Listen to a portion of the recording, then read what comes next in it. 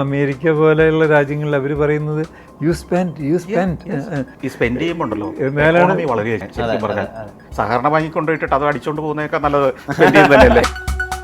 ഞങ്ങൾ tour conduct ചെയ്യുമ്പോൾ ചില ഹോട്ടലുകളിൽ അവിടെ ഇന്ത്യക്കാരാണ് വരുന്നതെങ്കിൽ അവിടെ അവർക്ക് സപ്ലൈ ചെയ്യാൻ വേണ്ടി കവറിലിട്ട് ലെറ്റർ അടിച്ചു വെച്ചിരിക്കുകയാണ്, നിങ്ങൾ ഇന്ന ഇന്ന് എടുക്കരുതെന്ന്. ഇപ്പോഴും കട്ടെടുക്കരുതെന്ന് എഴുതി വെച്ചിരിക്കുകയാണ്.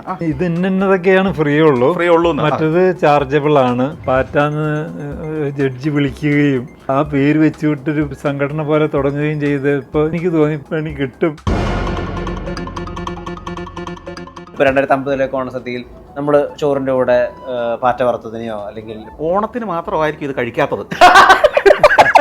ഓണത്തിൻ്റെ അന്ന് നമുക്ക് ഇന്ന് ആചാരപരമായി ഇലയിട്ട് ചോറും സാമ്പാറും മാത്രം കഴിക്കാൻ തീരുമാനിക്കും. ഞാൻ വിദേശ യാത്രകൾ പോയി എപ്പോഴാണ് ഈ കേരളത്തിൽ ഇതുപോലൊരു അമ്യൂസ്മെൻറ്റ് പാർക്ക് ഇല്ലല്ലോ എന്നൊരു തോന്നൽ കൊണ്ടാണ് വണ്ടർല തുടങ്ങാനായിട്ട് ഒരു പ്രചോദനം കിട്ടിയത്. ഞാൻ ട്രാവൽ കമ്പനി തുടങ്ങിയതും സഫാരി ചാനലിൻ്റെ കണ്ടന്റ് തീരുമാനിച്ചതിലും എൻ്റെ യാത്രകൾ വലിയ പങ്കുണ്ട്. ഇപ്പോൾ നമ്മുടെയൊക്കെ ഗ്രാൻഡ് ചിൽഡ്രൻ അവർക്ക് ഈ കുടംപുളി വിട്ട എന്താ പറയാ, കുടംപുളി വിട്ട മീൻകറി ഒന്നും അവർക്ക് ഇഷ്ടമില്ല. എന്ത് ചെയ്യാൻ പറ്റും, അവർ കുറ്റം പറഞ്ഞിട്ട് കാര്യമില്ല. നിങ്ങൾ കൊഞ്ചിനെ എങ്ങനെയാ കഴിക്കുന്നത് വറുത്തിട്ട്? ജീവനോടെ വെള്ളത്തിൽ കിടക്കുന്ന ആ കൊഞ്ചിനെ നിങ്ങൾ കണ്ടാൽ പുൽച്ചാടി എത്രയോ ഭേദമാണ്. ചൈനക്കാരെ ശ്രദ്ധിച്ചിട്ടില്ലേ, അവരുടെ ഫിസിക്ക് എന്താ, അത്ഭുതപ്പെട്ടു പോവുകയാണ്. എല്ലാം നല്ല സ്ലിം ബ്യൂട്ടികളാണ്. പണ്ടൊക്കെ സമ്പാദ്യശീലം എന്നുള്ളൊരു വിഷയം ഉണ്ടായിരുന്നു. അതായത് എനിക്ക് തോന്നുന്നുണ്ടല്ലോ 70കളിലും 80കളിലും അല്ലെ 90കളിലും ഒക്കെ പ്രസംഗ മത്സരത്തിൽ ഒരു വിഷയം തന്നെ സമ്പാദ്യശീലമായിരുന്നു. ഇപ്പോൾ ഇദ്ദേഹത്തിനോടൊരു ചോദ്യം ചോദിക്കണം. ഇദ്ദേഹം ജീവിതത്തിൽ എടുത്തൊരു തീരുമാനത്തെ പറ്റിയാണ് ചോദിക്കേണ്ടത്. ഇദ്ദേഹത്തിൻ്റെ ജീവിതത്തിൽ എടുത്തൊരു തീരുമാനത്തെ പറ്റി സാർ ഒബ്സർവ് ചെയ്ത, ഇത്രയും കാലം ഇദ്ദേഹത്തെ ഒബ്സർവ് ചെയ്ത ഒരു പഠനത്തിൽ നിന്ന് വേണം ആ ചോദ്യം ചോദിക്കാൻ. ഇദ്ദേഹത്തിൻ്റെ ജീവിതവുമായി ബന്ധപ്പെട്ട് സാറിന് ചോദിക്കേണ്ട ഒരു ചോദ്യം ഇപ്പോൾ ഇദ്ദേഹത്തോട് ചോദിക്കാം. ഞാൻ ഈ സാറ് വീഗാർഡ് ആരംഭിച്ചു, അതൊരു വലിയ വിജയമായി, അത് ഇന്ത്യ മുഴുവൻ എത്തുന്നൊരു പ്രോഡക്റ്റായി മാറി. പിന്നീട് വീഗാലാൻഡ്, അത് വണ്ടർലയായി. ഇതെല്ലാം കഴിഞ്ഞ് നമ്മൾ വിചാരിച്ചിരിക്കുന്നത് സാർ ഇതൊക്കെ കൊണ്ട് ഈ വീഗാർഡിൻ്റെ അടുത്ത ഘട്ടത്തിലേക്ക് ഒക്കെ പോയി. പിന്നെ സാറിൻ്റെ ഭാര്യ വി സ്റ്റാർ ആരംഭിക്കുന്നു. ഇതെല്ലാം കഴിഞ്ഞ് സാറ് കൺസ്ട്രക്ഷൻ ഇൻഡസ്ട്രിയിലേക്ക് അല്ലെങ്കിൽ അപ്പാർട്ട്മെൻറ്റ് ഇൻഡസ്ട്രിയിലേക്ക് അതിലേക്ക് കടക്കുമെന്ന് എനിക്ക് ഒരു പ്രതീക്ഷയുണ്ടായിരുന്നില്ല. അപ്പം അവിടെ ചെന്നിട്ട് സാർ അതിൽ ഇപ്പോഴത്തെ കേരളത്തിലെ ഒരു നമ്പർ 1 ആളായിട്ട് അങ്ങ് മാറി. ഇതൊക്കെ അതിസാഹസമല്ലേ? കാരണം ഞാൻ ചോദിക്കുന്നത്, വളരെ കംഫർട്ടബിളായിട്ട് വളരെ ഭംഗിയായിട്ട് ഓടുന്ന എസ്റ്റാബ്ലിഷ് ചെയ്ത പ്രസ്ഥാനങ്ങൾ ഇരിക്കുകയാണ്. സാർ റിട്ടയർ ആകാൻ പോകുന്നു എന്ന് മനുഷ്യൻ തോന്നുന്ന സമയത്ത് വേറൊരു മേഖലയിലേക്ക് ചാടുന്നത്. ഇതിൻ്റെ ഒരു വികാരം എന്തായിരുന്നു? അതിൻ്റെ കാരണം ഇത്രയേ ഉള്ളൂ. കാരണം ആദ്യം വീഗാർഡ് തുടങ്ങി, പിന്നെ അമ്യൂസ്മെൻറ്റ് പാർക്ക് വണ്ടർല തുടങ്ങി. കുറച്ച് കഴിഞ്ഞപ്പോഴേക്കും മക്കൾ രണ്ടുപേരും പഠിപ്പൊക്കെ കഴിഞ്ഞ് നമ്മുടെ ബിസിനസ്സിൽ ജോയിൻ ചെയ്തു.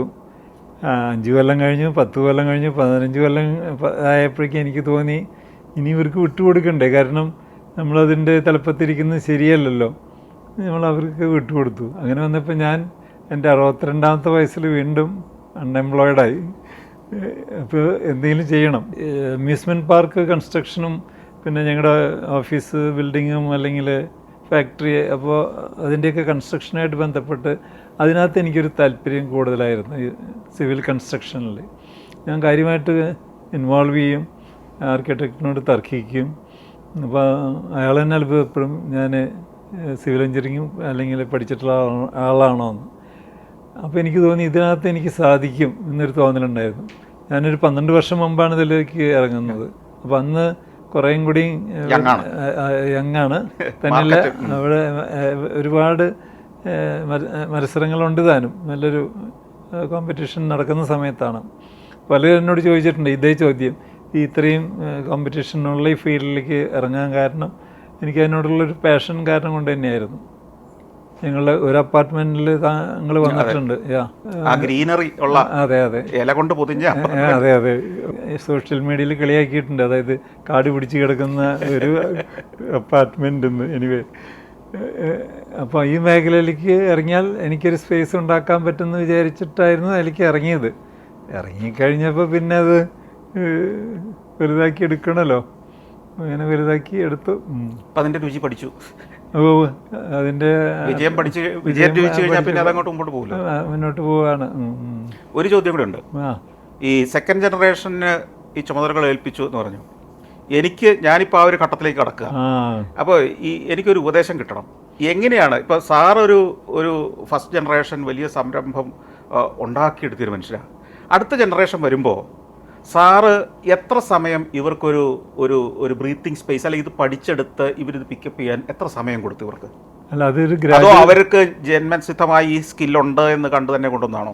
രണ്ട് കാര്യങ്ങളാണ്. ഒന്ന്, ഇവർ രണ്ടുപേരും വിദേശത്തൊക്കെയാണ് പഠിക്കുകയൊക്കെ ചെയ്തത്, പോസ്റ്റ് ഗ്രാജുവേഷനൊക്കെ. അപ്പോൾ വേണമെങ്കിൽ ഡാഡിയുടെ കൂടാതെ സ്വന്തമായിട്ട് അമേരിക്കയിലൊരു മതാമേനെയും കല്യാണം കഴിച്ചു വേണമെങ്കിൽ അവിടെ കൂടാമായിരുന്നു.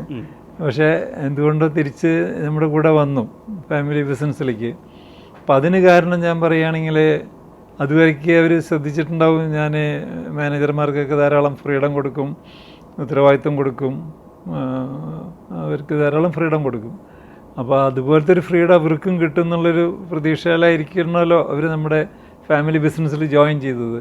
അപ്പോൾ ആദ്യം അവർ ജൂനിയർ ലെവലിലൊക്കെ വർക്ക് ചെയ്തു. പിന്നെ അവർ പയ്യെ അതിൻ്റെ ആ ലൈൻ മനസ്സിലാക്കി. ഈ പറഞ്ഞ മാതിരി 5 കൊല്ലം കഴിഞ്ഞു, 10 കൊല്ലം കഴിഞ്ഞു. പിന്നെ ഞാൻ വിചാരിച്ചു, എന്തുകൊണ്ട് അവരെ ഏൽപ്പിച്ചുകൂടാ, അവർ നോക്കട്ടെ, ഗുണമുണ്ടായാലും അവർക്ക്, ദോഷമുണ്ടായാലും അവർക്ക് തന്നെ ഇരിക്കട്ടെ, അവർക്കൊരു പണി കൊടുക്കണ്ടേ. അങ്ങനെയായിരുന്നു ആ ഒരു ചിന്ത. അപ്പം ഞാൻ പറയാ, അതായത് നമ്മൾ രണ്ടും കൽപ്പിച്ച് വിട്ടുകൊടുക്കണം. കാരണം നന്നാവണമെങ്കിൽ നന്നാവട്ടെ എന്നേ. കാരണം ഇപ്പം നമ്മൾ ചെയ്യാനുള്ളതൊക്കെ ചെയ്തു, നമ്മൾ കഴിവ് തെളിയിച്ചു കഴിഞ്ഞു. ഇനി അവർക്കൊരു അവസരം കൊടുക്കണമെങ്കിൽ അത് തീരെ വയസ്സായിട്ട് ആയിക്കൂടല്ലോ, നേരത്തെ തന്നെ വേണ്ടേ. ആ ഒരു ചിന്തയിലായിരുന്നു അത്. ഇദ്ദേഹത്തിൻ്റെ ജീവിതം ഇത്രയും കാലം നിരീക്ഷിച്ചതിൽ അല്ലെങ്കിൽ മനസ്സിലാക്കിയതിൽ ഇദ്ദേഹത്തിനോട് ചോദിക്കാൻ ഒരു ചോദ്യമുണ്ട്. ഞാൻ വളരെ അത്ഭുതപ്പെടാറുണ്ട്. അതായത് ഈ ഒരു ചാനൽ, അതായത് സഞ്ചാരം സഫാരി ഒരു ചാനൽ തുടങ്ങുന്നതിന് മുമ്പ് ഏഷ്യാനെറ്റിൽ ഒരു ഞായറാഴ്ചകളിലും കണ്ട് അരമണിക്കൂർ പരിപാടിയാണ് വന്നിരുന്നത്, അല്ലേ? ശരിയല്ലേ? അതിന് സ്വന്തമായിട്ട് സഫാരി എന്ന് പറഞ്ഞിട്ട് ഒരു വ്യത്യസ്തമായിട്ട് കാര്യം, നമ്മൾ നാഷണൽ ജിയോഗ്രഫിയൊക്കെ കണ്ടിട്ടുണ്ട്, അതൊക്കെ വേറൊരു ലൈനാണ്. പക്ഷെ മലയാളികൾക്ക് ഫിറ്റായിട്ടുള്ള ഒരു കോൺസെപ്റ്റ്, അതിൻ്റെ കൂട്ടത്തിൽ ഞാൻ നേരത്തെ പറഞ്ഞ പലതും ഉണ്ട് കേട്ടോ. അതായത് സഫാരി മാത്രമല്ല, ഈ പറഞ്ഞ മാതിരി കുറേ പേരെ ഇൻ്റർവ്യൂ ചെയ്യാം. പിന്നെ അതുകൂടാതെ ഇപ്പം സാഹസം എന്ന് പറഞ്ഞിട്ടൊരു ഇതുണ്ട്, അത് ഞാൻ ഫോളോ ചെയ്യാറുണ്ട്. കാരണം ഞാൻ അത് കാണുന്ന ഒരാളാണ്. കാരണം അങ്ങനെയുള്ളതൊക്കെ ആരാ തിരഞ്ഞെടുക്കുന്നത്, അല്ലെങ്കിൽ ആരാണത് ഇതൊക്കെ തീരുമാനിക്കുന്നത്? കാരണം എങ്ങനെ ഇത്രയും നോവലായിട്ടൊരു ഐഡിയയിലേക്ക് വന്നു?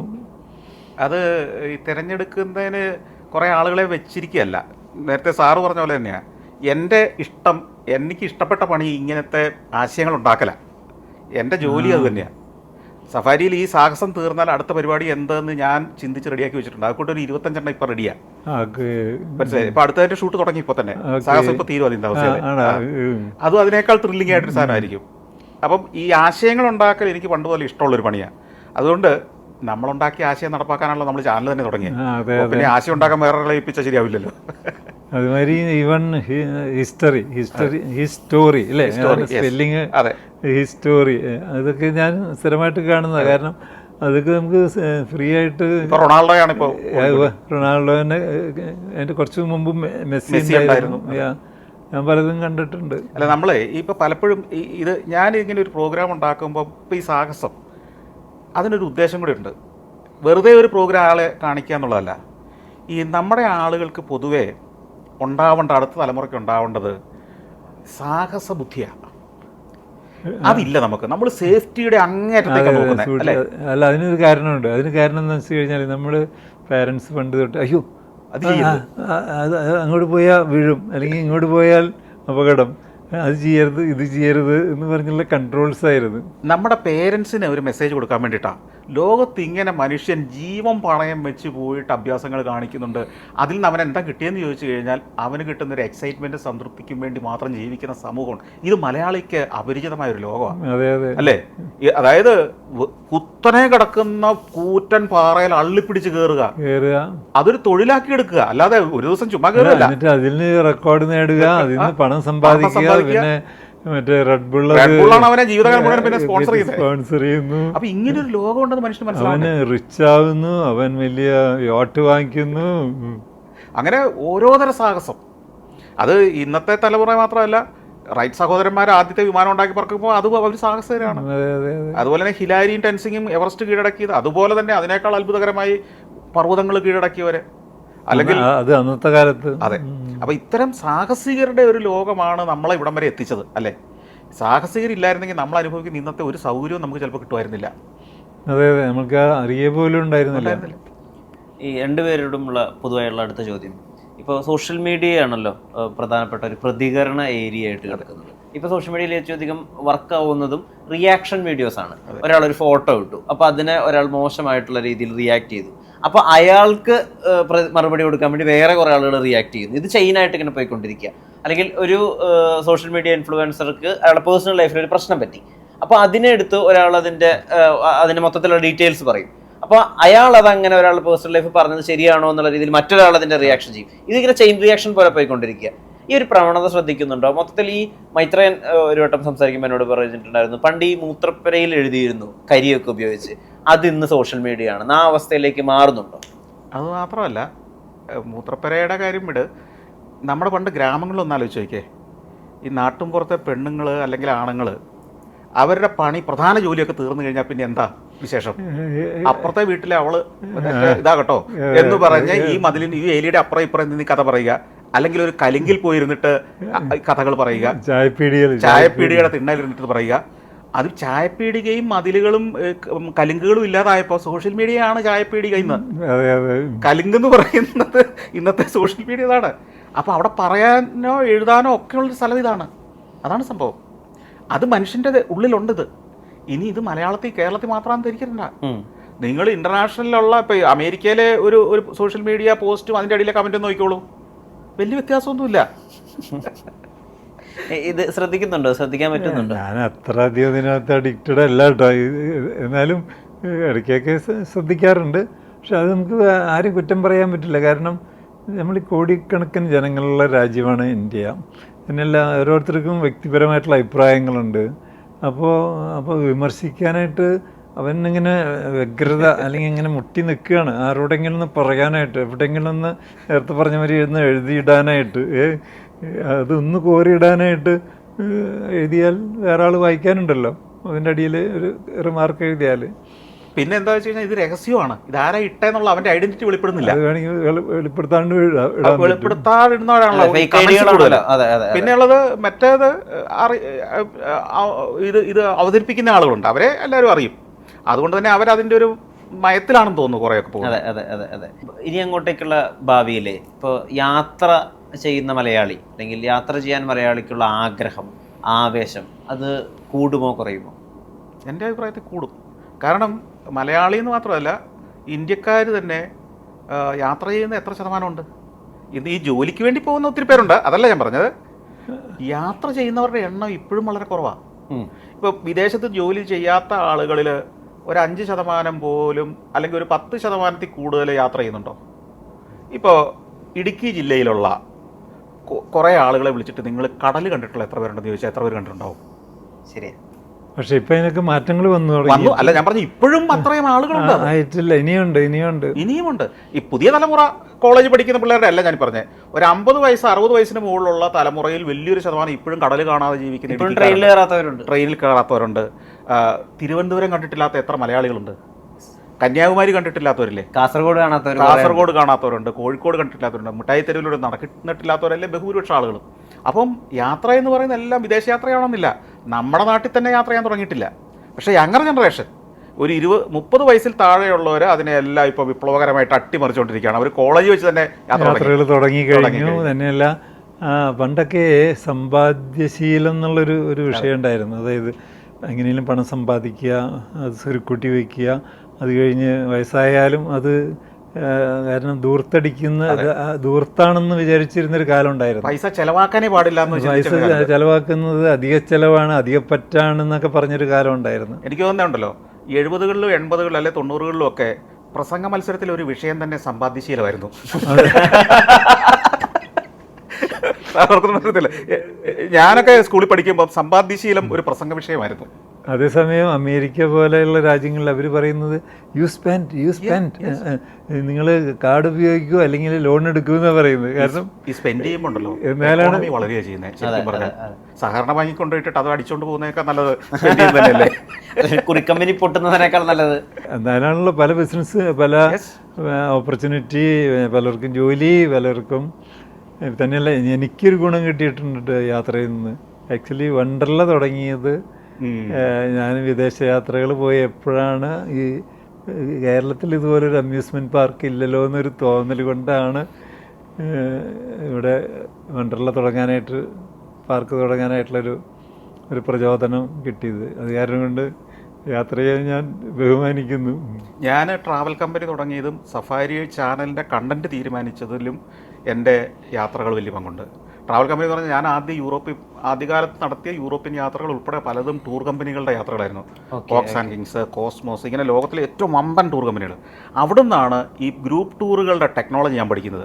അന്ന് കേരളത്തിൽ ടൂർ കമ്പനികൾ ഇത്രയില്ല. ആകപ്പാടെ ഈ റെഗുലറായിട്ട് നടത്തുന്ന ആരും തന്നെയില്ല. വല്ലപ്പോഴും ആണ്ടിൽ 1-2 ടൂറുകൾക്ക് നടത്തുന്ന ചില കമ്പനികളേ ഉള്ളൂ അന്ന്, ഈ 90s അവസാനം. കേരളത്തിൽ നിന്ന് പണ്ട് ഒരു കേരള ട്രാവൽസ് ഉണ്ട്. അതെ അതെ അതെ, അങ്ങനെ കുറച്ച് പേരൊക്കെ ഉള്ളൂ.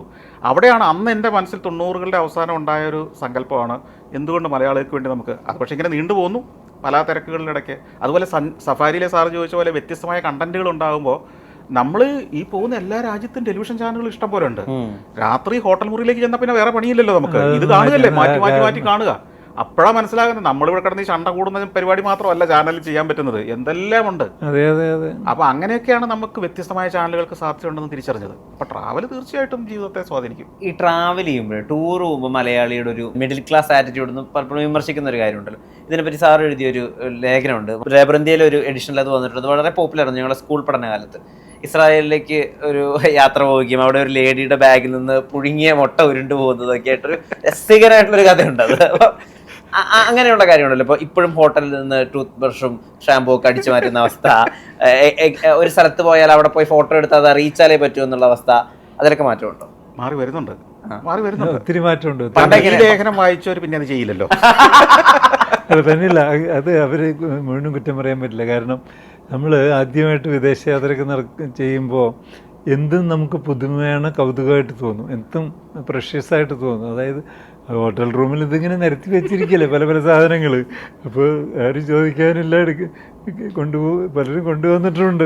പൂട്ടിയൊക്കെ വരെ എടുത്തവരുണ്ട് സാറേ, ഇസ്തിരിപ്പെട്ടി എടുത്തുകൊണ്ട് പോകുന്ന ആൾക്കാരുണ്ട്. അതിൽ പിന്നെ അവരെ എഴുതി വെക്കാൻ തുടങ്ങി ചിലയിടത്ത്, നിങ്ങൾ ടൂത്ത് പേസ്റ്റ്, ബ്രഷ്, സോപ്പൊക്കെ എടുത്തോളൂ, അവിടുത്തെ ടവലും മറ്റു ഉപകരണങ്ങളും എടുക്കരുത്, കെറ്റിലും ഒക്കെ അവിടെ വെച്ചേക്കണമെന്ന് എഴുതി ഇന്ത്യക്കാർ ചെല്ലുമ്പം അതിന് കാർഡ് തരുന്ന സിസ്റ്റമുണ്ട്. ഞങ്ങൾ ടൂർ കണ്ടക്ട് ചെയ്യുമ്പോൾ ചില ഹോട്ടലുകളിൽ അവിടെ ഇന്ത്യക്കാരാണ് വരുന്നതെങ്കിൽ അവിടെ അവർക്ക് സപ്ലൈ ചെയ്യാൻ വേണ്ടി കവറിലിട്ട് ലെറ്റർ അടിച്ചു വെച്ചിരിക്കുകയാണ്, നിങ്ങൾ ഇന്ന എടുക്കരുതെന്ന്. ഇപ്പോഴും കട്ടെടുക്കരുതെന്ന് എഴുതി വെച്ചിരിക്കുകയാണ്. അതായത് ഇത് ഇന്നതൊക്കെയാണ് ഫ്രീ ഉള്ളൂ, മറ്റത് ചാർജബിൾ ആണ്. നിങ്ങൾക്ക് ആവശ്യമുണ്ടെങ്കിൽ റിസപ്ഷനിലേക്ക് വിളിച്ചാൽ ഞങ്ങളത് പാക്ക് ചെയ്ത് തരുന്നതായിരിക്കും. ഞാൻ ഈ പറഞ്ഞ മാതിരി പണ്ട് കോസ്മോസിലും അല്ലെങ്കിൽ ഗ്ലോബസിലൊക്കെ ട്രാവൽ ചെയ്തിട്ടുണ്ട്. അപ്പോൾ വേറൊരു ഗ്രൂപ്പ് പോയതിനകത്തൊരു അനുഭവം എൻ്റെ ഒരു ഫ്രണ്ട് പറഞ്ഞതാണ്. ഒരു ലേഡി ഡോക്ടറാണ്.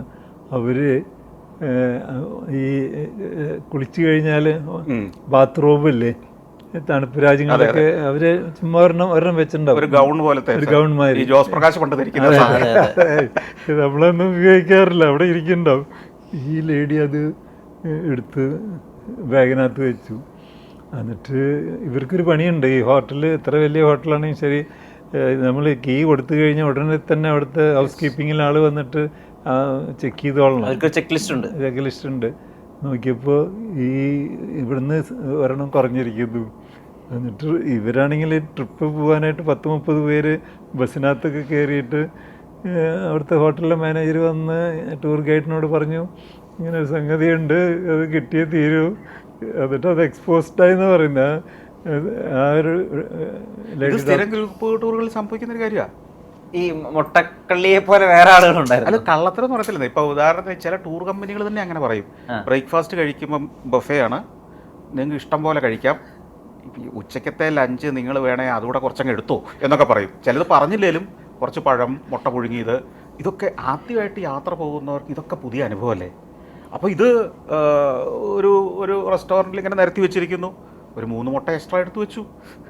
അതിപ്പോൾ പുറത്ത് ചാടുന്നുണ്ടോ അവർ കരുതി? അതിങ്ങനെ ടവല് പുറത്തെടുത്തപ്പോൾ ആ കൂടി ഇതും കൂടെ പുറത്തോട്ട് ചാടിപ്പോയതാ. ഇനി 2050 ഓണമൊക്കെ ആഘോഷിക്കാൻ വേണ്ടി കുറച്ച് പേര് ചന്ദ്രനിലേക്കും ചൊവ്വയിലേക്കൊക്കെ പോകുന്നൊരു അവസ്ഥ, അത് നിയർ ബൈ ഉണ്ടോ? ഇല്ല, അത് തിരിച്ചായിരിക്കും. ചന്ദ്രനിൽ പോയവർ ഓണാഘോഷിക്കാൻ ഇങ്ങോട്ട് വരുന്നു വെക്കേഷന്. ചന്ദ്രനായിരിക്കുമല്ലോ കൂടുതൽ പേരും.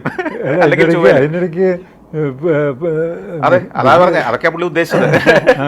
ബഹിരാകാശത്ത് പോകാനായിട്ട് ബുക്ക് ചെയ്തിട്ട് നമ്മള് ഒരു ഗ്രഹത്തിൽ പോയി താമസിക്കുക എന്നതിനേക്കാൾ സ്പേസ് ലൈനർ എന്ന് പറയുന്ന ഒരു കൺസെപ്റ്റിന്റെ ഭാഗമായിട്ടാണ് ഇത് വരുന്നത്. അതായത് എയർലൈനുകൾ പോലെ, ഈ എയർലൈൻ സാറ് വിമാനത്തെ കയറാൻ തുടങ്ങിയ കാലം പോലെ ഇന്ന് വരെ വിമാനത്തിന് സ്പീഡ് കൂടിയിട്ടുണ്ടോ? അമേരിക്കയ്ക്ക് പോകുന്ന സ്പീഡ് ഇപ്പോഴും ലോകത്ത് വേഗത കൂടാത്ത ഏക സ്ഥലം അതല്ലേ. വിമാന സ്പീഡാന്നൊക്കെ പറയും, ഇപ്പോഴും 18 മണിക്കൂർ വേണ്ടേ USA ന്യൂയോർക്കിൽ. പണ്ട് ഒരു കോൺകോർഡ് വന്നു, അത് പരാജയപ്പെട്ടു, നിർത്തേണ്ടി വന്നു. അപ്പൊ ഈ സ്പേസ് ലൈനറുകളായിരിക്കും ഇതിനെ സബ്സ്റ്റിറ്റ്യൂട്ട് ചെയ്യുക, അല്ലെങ്കിൽ വാക്വം ട്യൂബ് വഴിയുള്ള ഹൈപ്പർ ലൂപ്പ് അതിനൊരു പരിഹാരമാണെന്നൊക്കെ പറഞ്ഞ് വന്നിരുന്നു. അതിപ്പോഴും ടെസ്റ്റ് സ്റ്റേജിലാണ്. ഇപ്പം വെർജിൻ ഗാലക്റ്റിക്ക് ചിന്തിക്കുന്നത് സ്പേസിലേക്ക് കയറുക, കാരണം 100 കിലോമീറ്റർ മുകളിലേക്ക് പോയി സ്പേസ് എത്തി ഒഫീഷ്യലി. സ്പേസിലൂടെ യാത്ര ചെയ്യുക, അവിടെ പോയി ലാൻഡ് ചെയ്യുക. സ്പേസിലേക്ക് കയറാനും ഇറങ്ങാനുമേ ഉള്ളൂ ഇതിനകത്തെ ബുദ്ധിമുട്ട്. മനസ്സിലായില്ലേ? ഈ കയറാനും ഇറങ്ങാനും ബുദ്ധിമുട്ടുള്ള കാര്യത്തിൽ എങ്ങനെയാണ് നമ്മൾ മാസ്റ്റർ ആവുക? അത് സ്ഥിരം ചെയ്ത് കുറേ ചെയ്ത് കഴിയുമ്പോൾ, ഇപ്പോൾ ഇന്ത്യ PSLV ഇന്ന് ഷുവർ ബെറ്റ, PSLV റോക്കറ്റിൽ വിട്ടാൽ അത് ബഹിരാകാശത്ത് എത്തിയിരിക്കും. അതുകൊണ്ടാണല്ലോ നമുക്ക് ഇങ്ങോട്ട് കിട്ടുന്നത്. എന്നാൽ ഒരു കാലത്ത് ഒന്ന് ആലോചിക്കേ, 80കളിൽ റോക്കറ്റ് വിടുന്ന എല്ലാ കടലിലായിരുന്നു. അപ്പോൾ നിരന്തരം ഇത് ചെയ്തേ ഒരാൾക്കൊന്നിൽ മാസ്റ്റർ ആവാൻ പറ്റുള്ളൂ. സ്ഥിരം ബഹിരാകാശത്തേക്ക് ആളെ കൊണ്ടുപോയി തിരിച്ചു കൊണ്ടുവന്ന് ഈ സ്പേസ് ലൈനറിൻ്റെ ട്രയൽ നടത്തണമെങ്കിൽ ബുദ്ധിയുള്ള സായിപ്പ് കണ്ടുപിടിച്ച ഒരു ഓമനപ്പേരാണ് സ്പേസ് ടൂറിസം. ഇതിട്ടാൽ കുറേ പേര് ഈ കൂടെ ചാടുമെന്നറിയാം. അവരുടെ കാശിൽ ഈ കമ്പനിക്ക് സ്ഥിരം ഇത് കുറേ വർഷങ്ങൾ, ഒരു 5-8 വർഷം ഇത് ഓപ്പറേറ്റ് ചെയ്ത് കഴിയുമ്പോഴത്തേക്കും ഇതിൻ്റെ ക്രെഡിബിലിറ്റി കൂടി, സേഫ്റ്റി കൂടി, പിന്നെ അത് സ്പേസ് ലൈനറായിട്ട് കൺവേർട്ട് ചെയ്യും. ഇതാണ് അവരുടെ പ്രോജക്റ്റ്. അത് ന്യൂയോർക്ക് സ്റ്റോക്ക് എക്സ്ചേഞ്ചിൽ ലിസ്റ്റ് ചെയ്തിരിക്കുന്ന കമ്പനിയാണ്. ഇടയ്ക്ക് ഒരു വലിയ ആക്സിഡൻ്റ് ഉണ്ടായി, 2-3 മരണം ഉണ്ടായി. അപ്പോൾ ഇത്തരം സ്പേസ് ക്രാഫ്റ്റുകളിൽ ആക്സിഡൻ്റ് ഉണ്ടായിക്കഴിഞ്ഞാൽ FAA ഫെഡറൽ ഏവിയേഷൻ അഡ്മിനിസ്ട്രേഷനാണ് ഇത് അന്വേഷിക്കേണ്ടത്. അന്വേഷിച്ച് അത് ഒരു ചെറിയ സ്ക്രൂവിൻ്റെ കുഴപ്പമാണെങ്കിൽ അത് ഫിക്സ് ചെയ്തെങ്കിലേ അടുത്ത സ്റ്റേജിലേക്ക് അവർ കിടക്കാൻ പറ്റുള്ളൂ. ഒരു 6 വർഷം അങ്ങനെ വെർജിൻ്റെ അതാണ് ഈ ഡിലേ വന്നത്. അതല്ലെങ്കിൽ നമ്മൾ ഓണം ഇപ്പോഴൊക്കെ അവിടെ ആഘോഷിക്കേണ്ടതാ. ഇപ്പം ഈ വോളി എന്ന് പറഞ്ഞിട്ടൊരു ആനിമേഷൻ സിനിമയുണ്ട്. അപ്പോൾ അതിൽ ഈ പണക്കാരും ധനാഢ്യരും ഒക്കെ ഒരു സ്പേസ് ഷിപ്പിലാണ് അവരുടെ ഒഴിവുകാലം, അതായത് അവരുടെ റിട്ടയർമെന്റ് ലൈഫൊക്കെ ആഘോഷിക്കുന്ന ആ സിനിമയിൽ അങ്ങനെയാണ്, ആനിമേഷൻ സിനിമയിൽ. അങ്ങനെ ഇമാജിൻ ചെയ്യുന്നുണ്ടോ കുറച്ച് വർഷം കഴിഞ്ഞിട്ട് സ്പേസിൽ പോയി ജീവിക്കുന്ന കൊച്ചുപള്ളി? ഇനി നിങ്ങളൊക്കെ അല്ല, അതൊക്കെ വരും, വരാതിരിക്കില്ല. നേരത്തെ സന്തോഷ് പറഞ്ഞ പോലെ, അതായത് ഇതോടെ തീർന്നിട്ടില്ല, ഇനി എത്രയോ കണ്ടുപിടുത്തങ്ങൾ വരാനിരിക്കുന്നു. നേരത്തെ പറഞ്ഞ മാതിരി ഇപ്പോൾ ഈ കോൺകോഡ് വന്നിരുന്നു ഒരിടയ്ക്ക്, ഹൈ സ്പീഡ് അൾട്രാസോണിക്, അത് വിജയിക്കാതെ നിർത്തേണ്ടി വന്നു. പക്ഷേ ഞാൻ പറയുന്നു, ഇതുപോലെ പുതിയ ആശയങ്ങൾ വരാതിരിക്കില്ലല്ലോ. ഇതോടെ തീർന്നിട്ടില്ലല്ലോ. ഇപ്പോൾ നമ്മൾ ഒരു 5 കൊല്ലം മുമ്പ് AI പറ്റി കേട്ടിട്ട് പോലും ഉണ്ടായിരുന്നില്ല. ഇപ്പോൾ അത് സുലഭമായി, അല്ലെങ്കിൽ എല്ലാ പിള്ളേരും ഉപയോഗിക്കാൻ തുടങ്ങി. അത് വെച്ചിട്ട് പല ആശയങ്ങൾ പുറത്തിറങ്ങാൻ തുടങ്ങി. ഈ AI ഒരു ഭീഷണിയാവുമോ സാർ? ഇപ്പം കുറേ ഗ്രാഫിക് ഡിസൈനേഴ്സിൻ്റെ ജോലി പോകുന്നു, കുറേ എഡിറ്റേഴ്സിൻ്റെ ജോലി പോകുന്നു എന്നൊക്കെ കേൾക്കുന്നുണ്ട്. കുറച്ച് പേരുടെ ജോലി പോയിട്ടുള്ള യാഥാർത്ഥ്യമുണ്ട്. AI മനുഷ്യനെ റീപ്ലേസ് ചെയ്യുക, AI തൊഴിലവസരങ്ങൾ കുറയ്ക്കുക, അതൊക്കെ യാഥാർത്ഥ്യമാണോ? അത് യാഥാർത്ഥ്യമാവും. പക്ഷേ നമ്മൾ വേറെ മേഖല അതിനെ ഉപയോഗിച്ച് ചെയ്യാവുന്ന പുതിയ ടെക്നോളജിയും പുതിയ സാധ്യതകളും കണ്ടെത്തും. ഇപ്പോൾ കമ്പ്യൂട്ടർ ഒത്തിരി പേരുടെ പണി കളയുന്നല്ലേ പറഞ്ഞത്? അതിലെത്രയോ ഇരട്ടി ആളുകൾക്ക് പണി കൊടുത്തു അല്ലേ? കമ്പ്യൂട്ടർ കണ്ടുപിടിച്ചില്ലായിരുന്നു ഇന്ന് എത്ര പേര് നമ്മൾ പട്ടിണിയായനെ. അപ്പോൾ ഈ ഏത് ടെക്നോളജിയെയും അവനനുയോജ്യമാക്കി മാറ്റാൻ മനുഷ്യന് കഴിവുണ്ട്, അടുത്ത തലമുറയ്ക്ക് കഴിവുണ്ട്. അത് പിന്നെ രണ്ടാമത്തെ കാര്യം, ഇതിൽ ഏറ്റവും പ്രധാനം ഈ സമയത്തെയും കാലത്തെയും കുറിച്ചുള്ള നമ്മുടെ തെറ്റായ ധാരണയാണ്. ഇപ്പം നമ്മളൊരു 10, 25, 30 കൊല്ലം ജീവിച്ചു കഴിഞ്ഞാൽ കണ്ടമാനം കാലം ജീവിച്ചോ നമുക്ക് തോന്നുന്നത്. ഈ പ്രപഞ്ചത്തിൻ്റെ അളവെടുത്തു കഴിഞ്ഞാൽ ഇപ്പോൾ ഈ ഒരു 100 കിലോമീറ്റർ അല്ലെങ്കിൽ 1000 കിലോമീറ്റർ ഉള്ളൊരു വര നിങ്ങൾ വരച്ചിട്ട് ആ വരയുടെ ഏതെങ്കിലും ഒരു ഭാഗത്ത് ഒരു ഫുൾ സ്റ്റോപ്പ്, ഒരു കുത്തിട്ടെന്നിരിക്കട്ടെ, ആ കുത്താണ് നിങ്ങളുടെ ജീവിതകാലം എന്ന് പറയുന്നത് 100 കൊല്ലം. അതെ. അതിനപ്പുറത്തേക്ക് കിടക്കുന്ന 1000-10,000 കിലോമീറ്റർ അങ്ങോട്ടും ഇങ്ങോട്ടും കിടക്കുക. മില്യൺസ് ഓഫ് ഇയേഴ്സ് കിടക്കുക. പോയത്. നിങ്ങൾക്ക് ശേഷം 1000 തലമുറ വരുന്നവനെ ഇപ്പോഴും നമ്മൾ വിശ്വസിക്കുക, നമ്മൾ വിശ്വസിക്കുന്ന ഈ മണ്ടത്തരങ്ങളെല്ലാം വിശ്വസിച്ച് അവരന്ന് ജീവിക്കുമോ? അവരുടെ അടുത്തേക്ക് ടെക്നോളജി ഈ മട്ടിലാ പോകുന്നെങ്കിൽ എവിടെ പോയി നിൽക്കുമെന്ന് ആലോചിച്ച് നോക്കിയേ. ഈ മനുഷ്യന് തന്നെ രൂപാന്തരം വന്നുകൂടായിക്കൊണ്ടോ? മനുഷ്യനെയും ടെക്നോളജിയും കൂടെ ചേർന്ന് പുതിയ ജനിതക ഘടന മാറിക്കൂടായിക്കൊണ്ടോ? നിങ്ങളുടെ തലച്ചോറിലേക്ക് ആശയങ്ങൾ പമ്പ് ചെയ്ത് ജനിക്കുമ്പോൾ തന്നെ വിട്ട് നിങ്ങൾ വേറെ രീതി ചിന്തിക്കുന്ന ആളുകളൊക്കെ മാറ്റാനുള്ള ഇന്ന് ഇലോൺ മസ്കിൻ്റെ ഒരു ഗവേഷണ വിഷയം അയാളുടെ കമ്പനി തന്നെ ചിപ്പുകൾ, മൈക്രോ ചിപ്പുകൾ ഇഞ്ചക്ട് ചെയ്ത് ബ്രെയിനിലേക്ക് കയറ്റി നിങ്ങൾ മനസ്സിൽ ചിന്തിച്ചാൽ മതി. ഫോൺ പോലും എക്യുപ്മെൻറ്റ്സ് ഒന്നും വേണ്ട നിങ്ങൾക്ക് കമ്മ്യൂണിക്കേറ്റ് ചെയ്യാൻ. ഇതൊക്കെ വരാൻ പോവുക. ഇതൊന്നും ചിന്തിക്കാൻ കഴിവില്ലാത്ത ആളുകളാണ് ഈ പഴയ കാലങ്ങളിൽ ഇങ്ങനെ വാശി പിടിച്ച് മാറ്റത്തിനെ ഒന്നും ഫേസ് ചെയ്യാൻ ധൈര്യമില്ലാതെ പഴംപുരാണങ്ങളിൽ അല്ലെങ്കിൽ പഴയ ചില വിശ്വാസ പ്രമാണങ്ങളിൽ മാത്രം ഇങ്ങനെ ഉറച്ചു നിന്ന് അതിലപ്പുറം ഇനി ലോകത്തൊന്നുമില്ലെന്ന് ചിന്തിക്കുന്നത്. നമ്മൾ ഇന്ന് പോലും ഉപയോഗിക്കുന്ന ടെക്നോളജികളൊക്കെ 100 കൊല്ലം മുമ്പ് പറഞ്ഞാൽ ആരെങ്കിലും വിശ്വസിക്കുമോ? എൻ്റെ ഗ്രാൻഡ് ഫാദറിനെയൊക്കെ എനിക്ക് ഓർമ്മയുണ്ട്. 80കളുടെ ഒരു തുടക്കത്തിൽ അദ്ദേഹം മരിച്ചുപോയി. ഞാൻ ഇടയ്ക്ക് ഇങ്ങനെ ആലോചിക്കാറുണ്ട്, 80കളുടെ തുടക്കത്തിൽ മരിച്ച ഈ ഗ്രാൻഡ് ഫാദറിൻ്റെ ഫാദർ ഇന്ന് തിരിച്ചു വന്നിരുന്നെങ്കിൽ പുള്ളി ഞെട്ടി ജീവിക്കാൻ പറ്റില്ല. ഒന്ന് ആലോചിച്ച് നോക്കിയേ. ഇത് 80കളുടെ തുടക്കം. അപ്പോൾ ഒരു 500 കൊല്ലം മുമ്പ് ജീവിച്ച ആൾ ഇന്ന് ജീവിച്ചു വന്നു കഴിഞ്ഞാൽ 1000 കൊല്ലം മുമ്പ് ജീവിച്ച് എത്ര പ്രതിഭാശാലി ആവട്ടെ, ഇന്ന് വന്നൊരു മൊബൈൽ ഫോൺ എടുത്താൽ കയ്യിലേക്ക് കൊടുത്തേ പോവില്ലേ? ഒരു മൊബൈൽ കൊണ്ട് ഇത്രയൊക്കെ സൗകര്യങ്ങളുണ്ട്, ഇത്രയൊക്കെ ഫീച്ചേഴ്സ് സാധിക്കുന്ന നമ്മൾ പോലും കരുതിയില്ലായിരുന്നു. അതായത് നമ്മൾ കോളേജിൽ പഠിക്കുമ്പോൾ പോലും ഒരിക്കൽ പോലും നമ്മുടെ മനസ്സിലില്ലാത്തൊരു കാര്യമല്ല ഈ മൊബൈൽ. കോളേജ് പോട്ടെ, മൊബൈൽ ഫോൺ ഇറങ്ങിയപ്പോൾ പോലും നമ്മൾ ചിന്തിച്ചിട്ടില്ല. VPL-ഉം ഇത്ര നീളമുള്ള സാധനമായിരുന്നു ആദ്യം. അതിനകത്ത് ഈ കുത്തുഫോണല്ലേ ഞെക്കാൻ മാത്രം പറ്റുന്ന സാധനം. അതെ, അത് മാറി മാറി എന്തൊക്കെ മാറ്റങ്ങൾ വന്നു. അതിനകത്ത് ഏക അത്ഭുതം എന്തായിരുന്നു അറിയോ? ഈ ആളുകളുടെ ഫോൺ നമ്പർ ഫീഡ് ചെയ്യാന്നുള്ളത് മാത്രമായിരുന്നു അന്നത്തെ ഏറ്റവും വലിയൊരു നമ്പർ സേവ് ചെയ്യാന്നുള്ളതായിരുന്നു അന്നത്തെ ഏറ്റവും വലിയ അത്ഭുതം. അവിടെ നിന്ന് ഇത് എവിടെ എത്തി? അതന്നെ ഒരു അത്ഭുതമായിരുന്നു. നിങ്ങളുടെ ഫിനാൻഷ്യൽ ട്രാൻസാക്ഷൻ മുതൽ സർവ്വതും ഇന്ന് മൊബൈൽ ഫോണിൽ കൂടിയല്ലേ നിയന്ത്രിക്കുന്നത്. കോടികളുടെ ട്രാൻസാക്ഷൻ വേണമെങ്കിൽ ബാങ്ക് ഈ അക്കൗണ്ട് വഴി ചെയ്യാവുന്ന കാര്യങ്ങൾ, എന്തുമാത്രം കാര്യങ്ങൾ. നമ്മൾ 3 പേരും 3 ജനറേഷനെയാണ് പ്രതിനിധാനം ചെയ്യുന്നത്. ഇതല്ലാതെ ഇപ്പോൾ വളർന്നു വരുന്നുണ്ട് ജെൻസി, ജെൻ ആൽഫ. മനുഷ്യബന്ധങ്ങളെ, ടെക്നോളജിയെ, ജോലിയൊക്കെ കാണുന്നത് വേറൊരു വിധത്തിലാണെന്ന് തോന്നുന്നുണ്ട്. അപ്പോൾ അവർക്ക് അവരുടെ റിലേഷൻഷിപ്പുകളെ പറ്റിയിട്ട് പോലും അവർക്കുള്ള ചിന്തകൾ മറ്റു പലതുമാണ്. ഒരുമിച്ച് ജീവിക്കുന്നുണ്ട്, ഒരുമിച്ച് ജീവിതം പങ്കിടുന്നുണ്ട്, പക്ഷേ പ്രണയമല്ല. അതിന് ഒരു പേരുണ്ട്, സിറ്റുവേഷൻഷിപ്പ് എന്ന്. രണ്ടുപേർ തമ്മിൽ ജീവിക്കുന്നുണ്ട്, രണ്ടുപേർ തമ്മിൽ അങ്ങോട്ടും ഇങ്ങോട്ടും ഒരു അട്രാക്ഷൻ ഉണ്ട്, എന്നാൽ അതെന്താണെന്നറിയില്ല. അതിനെ ഡെലൂഷൻഷിപ്പ് എന്ന് വിളിക്കുന്നുണ്ട്. ഒരാളോട് പ്രണയമുണ്ട്, അത് കൺഫേം ആക്കിയിട്ടില്ല, മറ്റൊരാൾക്കുള്ള സ്പേസ് കൂടി ഉണ്ട്, അതിനെ ബെഞ്ചിങ് എന്ന് പേരിട്ട് വിളിക്കുന്നുണ്ട്. ഈ ജെൻസി കാലം മറ്റൊരു വിപ്ലവമായിരിക്കും മനുഷ്യബന്ധങ്ങളുടെ കാര്യത്തിൽ. തീർച്ചയായിട്ടും എനിക്ക് തോന്നുന്നത്, അതായത് പണ്ടൊക്കെ ഞങ്ങളുടെ വീട്ടിൽ 6 മക്കളുണ്ടായിരുന്നു. ബാക്കി ഞങ്ങളുടെ അങ്കിൾമാരുടെ വീട്ടിലൊക്കെ 8, 10 അങ്ങനെയൊക്കെ ആയിരുന്നു. ഇന്ന് അതൊക്കെ പോയി 1, 2 എത്തി. തന്നെയല്ല, സാമ്പത്തിക സൗകര്യം മെച്ചപ്പെട്ടു. ഒരു 7ാം ക്ലാസ്സിൽ പഠിക്കുമ്പോഴേക്കും അവന് സ്വന്തമായിട്ടൊരു റൂമാണ്, ബാത്റൂമും ഉള്ള ഒരു സ്വന്തമായിട്ടുള്ള റൂം ഉണ്ടാവുകയാണ്. അതിൻ്റെ കൂട്ടത്തിൽ ഈ മൊബൈൽ, ഞാൻ പറയും മൊബൈൽ ഒരു ജീവനുള്ള കൂട്ടുകാരിയാണ് അല്ലേ? അത് ആണായാലും ശരി പെണ്ണായാലും ശരി. അപ്പോൾ ഇപ്പോൾ എൻ്റെ ഗ്രാൻഡ് ചിൽഡ്രനെ ഞാൻ അങ്ങനെ വാച്ച് ചെയ്യാണ്. അപ്പോൾ അവരിപ്പോൾ ഹൈസ്കൂളിലും ഒരാൾ കോളേജിലേക്കും ജസ്റ്റ് കയറി. അപ്പോൾ അവർക്ക് ഈ പറഞ്ഞ മാതിരി മനുഷ്യരായിട്ടുള്ള അടുപ്പം കുറച്ച് കുറവാണെന്ന് പണ്ടത്തെ അപേക്ഷിച്ച്.